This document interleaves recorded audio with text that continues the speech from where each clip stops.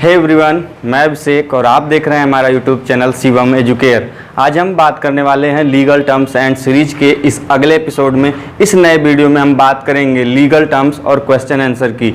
आज की वीडियो शुरू करने से पहले हम आपसे एक बात कहना चाहेंगे कि जो लोग इस वीडियो को क्लिक करके एकदम तुरंत चले जाएंगे तो उनके लिए वीडियो नहीं है। प्लीज़ इससे बढ़िया कि आप न देखें, क्योंकि इसमें आज जो भी चीज़ें हैं वो क्या है कि पूरी तरीके से इम्पॉर्टेंट हैं। हर एक पॉइंट आज का इम्पॉर्टेंट है। मैंने देखा है कि अक्सर लोग आते हैं, क्लिक करके चले जाते हैं, जिसका कोई मतलब नहीं निकलेगा। तो इससे बढ़िया है कि जो लोग नहीं देखना चाहते, केवल क्लिक करना चाहते हैं, तो प्लीज़ आप अभी चले जाएं, जिसका आपको कोई फ़ायदा नहीं होने वाला है। तो जो लोग देखना चाहते हैं वीडियो को अंत तक देखें एवं पूरा देखें। तो आइए आज की वीडियो शुरू करते हैं। तो आज जो हमारा कुल आपके सामने 11 लीगल टर्म्स की हम यहाँ पे चर्चा करेंगे।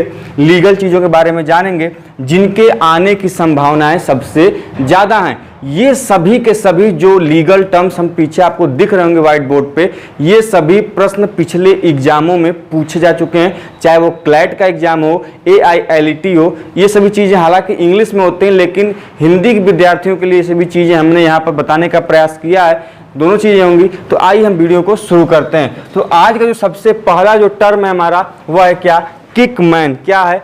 किकमैन। अब किकमैन होता क्या है, यह काफ़ी इंपॉर्टेंट है। यह पूछा गया, यदि आप BHU एंट्रेंस एग्जाम की तैयारी कर रहे होंगे तो आपको यह वर्ड पर जो प्रीवियस ईयर का पेपर है उसमें देखने को मिला होगा कि यह किकमैन होता क्या है। अब ध्यान दीजिए, ये होता क्या है। जैसे आप यदि कोई व्यापारिक सौदा करते हैं तो उस व्यापारिक सौदे में आप यदि किसी सरकारी अधिकारी को, गवर्नमेंट ऑफिसर को, यदि आप कोई अवैध कमीशन देते हैं, लीगल नहीं इनलीगल, यदि आप उसको कमीशन देते हैं, देन वह दिया जाने वाला कमीशन ही क्या कहलाता है?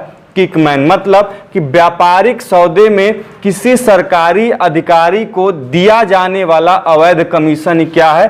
किकमैन है। सिंपल मतलब था कि किसी व्यापारिक सौदा होगा, व्यापारिक सौदा में यदि कोई इन्वॉल्व है, सरकारी अधिकारी, गवर्नमेंट ऑफिसर, तो उसको दिए जाने वाला अवैध कमीशन ही क्या कहलाएगा? किकमैन कहलाएगा। अगला हमारा जो आज का टर्म है वह है एक्स्ट्राडिशन। एक्स्ट्राडिशन का मतलब होता है कि समझिए, जैसा कि लिखा भी है यहाँ पे कि जब कोई देश किसी तथाकथित अपराधी, भगौड़े, अब ध्यान दीजिए जो वर्ड आए ये काफी महत्वपूर्ण है, अपराधी, भगौड़े या फिर बंदी। सबसे इंपॉर्टेंट पॉइंट है इसमें कौन सा? बंदी। बंदी को क्या करे? पकड़कर उसे उसके देश, जिस देश से वह अपराधी बिलोंग करता है, को यदि वापस सौंप देता है तो वह क्या कहलाता है? एक्स्ट्राडिशन कहलाता है। अब हम इसको चाहे तो एग्जाम्पल के माध्यम से समझ सकते हैं। जैसे मान लीजिए एक क्या है? अपराधी है, वह कहाँ का रहने वाला है? मान लीजिए एक इंडिया का रहने वाला है और उससे क्राइम कमिट करने के बाद उसे एक कहाँ पकड़ा गया? अमेरिका में पकड़ा गया। कहाँ पर? अमेरिका में। अब अमेरिका क्या करे कि जो उसका मूल निवास क्षेत्र में जहाँ का वह नागरिक है, कहाँ का है? इंडिया का, पुनः इंडिया को सौंप दे। तो ए ने क्राइम कमिट किया जो कि इंडिया का है, अमेरिका ने पुनः उसे देश पकड़कर वापस लौटा दिया। तो यही जो प्रोसेस है यह क्या है? एक्स्ट्राडिशन है, मतलब एक्स्ट्राडिशन है। अगला जो हमारा आज का टर्म है वह है क्या? लोकस स्टैंडी, जिसको सिंपली जिसका मीनिंग होता है अधिकारिता। क्या होता है? अधिकारिता। अब यह लोकस स्टैंडी का सिंपल मतलब है कि हस्तक्षेप करने का अधिकार। हस्तक्षेप करने के अधिकार को हम सिंपली टर्म में क्या बोलते हैं? लोकस स्टैंडी बोलते हैं। क्या बोलते हैं? Locus standi. देखो पूछे कि लोकस स्टैंडी का मतलब क्या होता है, तो ये अधिकारिता संबंधित है। कौन सा अधिकार? हस्तक्षेप करने का अधिकार। यह एग्जाम में पूछा गया प्रश्न है। आज के इस वीडियो में जितने भी टर्म हमने बताए हैं सब के सब एग्जाम में पूछे हुए प्रश्न हैं एवं मोस्ट इंपॉर्टेंट हैं, जिनके आने की संभावना है ही। अगला हमारा जो टर्म है आज का वह है क्या? एक्विटेड। अब एक्विटेड का मतलब क्या होता है? जैसे अब सिंपली अब यहां लिखा भी है कि अपराध से मुक्ति को क्या बोलते हैं? एक्विटेड बोलते हैं। अब मान लीजिए जैसे एक व्यक्ति है और न्यायालय ने इसे क्या किया?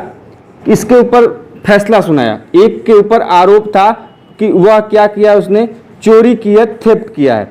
लेकिन न्यायालय को सबूत के बाद पता चला, सभी चीजों के बाद, कि ए ने कोई चोरी नहीं की है, तो ए को क्या कर दिया गया, बाइज्जत बरी कर दिया गया, रिहा कर दिया गया। तो जो ये बाइज्जत बरी किया गया, अर्थात उस अपराध से जो मुक्ति मिली वही क्या कहलाती है, एक्विटेड। अर्थात जब किसी के ऊपर कोई अपराध लगाया जाता है एवं न्यायालय उस अपराध से उसको मुक्ति देता है कि नहीं, इसने ये क्राइम नहीं कमिट किया था, इसमें इसका कोई इन्वॉल्वमेंट नहीं था, देन वह क्या कहलाएगा, उसके लिए क्या टर्म है, एक्विटेड टर्म है। क्या है, एक्विटेड। जो लोग चाहते हैं कि इन चीजों को लिख लें तो वो लिख कर यदि याद करते हैं तो और भी सिंपल है, आप चाहें तो इसको आराम से लिख सकते हैं, लिख के याद करेंगे तो चीजें आसानी से याद होंगी। अगला जो हमारा टर्म है आज का वह है लेटर रोगेटरी। लेटर रोगेटरी क्या मतलब है, यह काफी इंपॉर्टेंट है। यदि आप डी और बीएचयू के एग्जाम दिए होंगे या फिर इस बार देने जा रहे हैं तो ये टर्म इंपॉर्टेंट है, ये पूछा भी गया है, इसके पूछे जाने की संभावना भी है। तो इसका मतलब क्या होता है, जैसा कि सिंपल लिखा हुआ है, किसी न्यायालय द्वारा उसमें न्यायशील मुकदमे को दूसरे देश में स्थित मौजूद गवाह के बयान को लेकर किए जाने वाले प्रार्थना पत्र को ही लेटर रोगेटरी कहते हैं। अब इसको समझेंगे कैसे, तो ध्यान दीजिए, जैसे ए का मुकदमा चल रहा है किसी न्यायालय में। अब न्यायालय को किसी विशेष तथ्य के लिए एक बयान की आवश्यकता पड़ती है, एक गवाही की आवश्यकता पड़ती है, लेकिन वह गवाह उस देश में नहीं, किसी अन्य देश में है। तो यहां की न्यायालय वहां की न्यायालय या किसी एक अधिकारिता क्षेत्र में आने वाले व्यक्ति से क्या करेगी, एक प्रार्थना पत्र लिखेगी, एक प्रार्थना पत्र लिखेगी कि क्या, कि इस व्यक्ति का बयान लेकर, जो कि वहां पर स्थित है, बयान लेकर इस न्यायालय को भेजे। तो यही कि किसी न्यायालय द्वारा उसमें न्यायशील मुकदमे के लिए दूसरे देश में स्थित मौजूद गवाह के बयान को लेकर किए जाने वाले प्रार्थना पत्र को क्या कहते हैं, लेटर रोगेटरी। मतलब किसी दूसरे देश, सिंपल मतलब समझिएगा, किसी दूसरे देश में स्थित क्या कहते हैं, गवाह के बयान को लेने के लिए जो न्यायालय जो प्रार्थना पत्र लिखती है उसी को लेटर रोगेटरी कहते हैं, सिंपल मतलब था। अब हम अगले टर्म की तरफ बढ़ेंगे, तो अगला टर्म है बलगरी।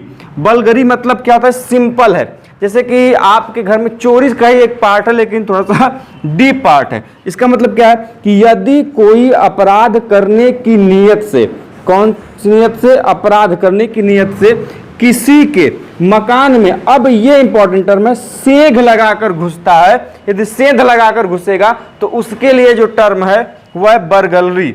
लेकिन एक चीज यहां पे इंपॉर्टेंट है, ध्यान दीजिएगा, यदि वो सेंध लगाएगा तब बलगलरी होगा, लेकिन जब बिना किसी के अनुमति के मकान में केवल प्रवेश करेगा, अनुमति के केवल प्रवेश करेगा, जिसमें उसका कंसेंट क्या हो, अपराध श्रेणी का हो, तो उसको क्या बोलेंगे, ट्रेस पास बोलेंगे।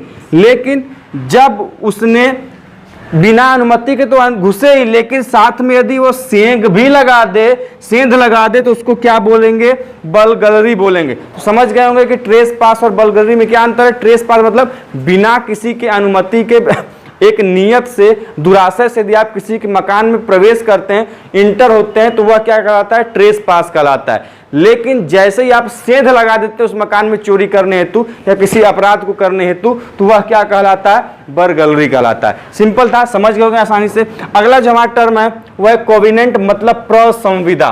कोविनेंट को हिंदी में बोलते हैं प्रसंविदा। अब इसका मतलब क्या होता है कि कोई एक ऐसा लिखित या फिर औपचारिक कारनामा या कार्य कि जिसके द्वारा जो पक्ष है कुछ करने का वचन देता है और कुछ शर्तें लगाता है। मतलब इसको समझ लेंगे एक एग्जाम्पल के माध्यम से। एक क्या है, व्यक्ति है, न्यायालय का एक पक्ष है, एक वादी है, वह क्या करता है कि बी को यह क्या करता है कि कार्य करने के लिए बी को वचन देता है कुछ ऐसा कार्य करने के लिए, साथ ही कुछ क्या लगाता है, शर्तें लगाता है। तो ए ने जो यह कार्य करने का वचन दिया या फिर क्या जो ये शर्तें लगा रहा है, इसी के लिए वो टर्म है क्या, कोविनेंट या फिर प्रसंविदा। मतलब कि एक ऐसा लिखित या औपचारिक कारनामा जिसके द्वारा एक पक्ष कुछ करने या करने का वचन देता है, साथ ही कुछ शर्त लगाता है, तो वह क्या कहलाता है, प्रसंविदा अर्थात कॉविनेंट कहलाता है। सिंपल था, समझ गए होंगे। अगला जो हमारा टर्म है सिंपल, इसमें कोई दिक्कत नहीं होनी चाहिए। इनसेंट्रोवर्टिबल, इनसेंट्रोवर्टिबल मतलब अपरिवर्त, मतलब कि जिसके बारे में कोई विवाद न हो, कोई एक ऐसा फैक्ट कि जिसके बारे में कोई भी विवाद न हो, साफ सुथरा हो एकदम, वह क्या कहलाएगा? इनसेंट्रोवर्टिबल या फिर अपरिवर्त, मतलब कि जिसके बारे में कोई भी विवाद न हो। अब हम आज का जो अगला टर्म है वह है लॉ ऑफ टार्ट। अब लॉ ऑफ टार्ट काफी बार सुना होगा। टार्ट क्या होता है? तो टार्ट में जिसमें विधिक अधिकारों का उसके उल्लंघन हुआ हो। देखिए ध्यान दीजिए, अधिकारों का उल्लंघन तो ठीक है, लेकिन यदि उसमें डैमेज हुआ होगा, डैमेज हुआ होगा तभी वह टार्ट होगा। मतलब अब डैमेज हुआ होगा तभी वह क्या करेगा? मुआवजे की मांग कर सकेगा, तभी वह क्या होगा? टार्ट होगा। मतलब कि एक ऐसा अपराध, टार्ट भी एक अपराध है, ध्यान दीजिएगा, एक ऐसा अपराध जिसके लिए वह मुआवजे का दावा कर सके, वह क्या कहलाएगा? Law of tart. तो सिंपल चीज इसमें एक टर्म निकल कर आया, क्या? मुआवजा निकल कर आया। क्या निकल कर आया? मुआवजा। मतलब कि यदि आप कोई एक ऐसा अपराध करते हैं किसी के खिलाफ जिसमें वह आपके खिलाफ मुआवजे का दावा कर सके, तो वह आपने क्या कमिट किया है?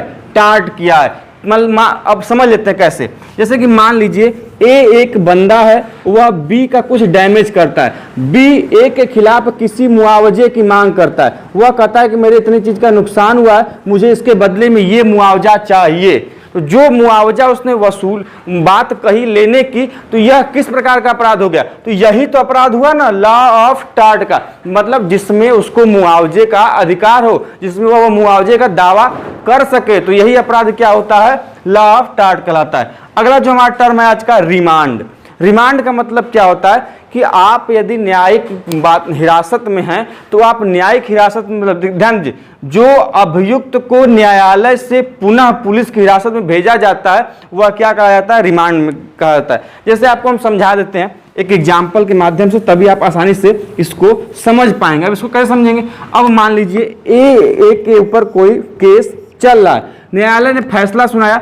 अब जिसके ऊपर केस चल रहा है या फिर जिसके ऊपर आरोप लगाया गया अपराध को, उसी को हम क्या बोलते हैं? अभियुक्त। ध्यान दीजिएगा, जिस व्यक्ति के ऊपर किसी क्राइम का या अपराध का आरोप लगा होता है कि नहीं तुमने चोरी की है, नहीं तुमने मारा है किसी को, नहीं तुमने थप्पड़ मारा, तो जिसके ऊपर यह आरोप लगता है वह क्या कहलाता है? अभियुक्त कहलाता है। तो यह अभियुक्त को जब न्यायालय में जो उसका केस चल रहा हो, तो उसके पश्चात न्यायालय फैसला सुनाए कि इसको क्या कर दे? पुलिस की हिरासत में भेज दे।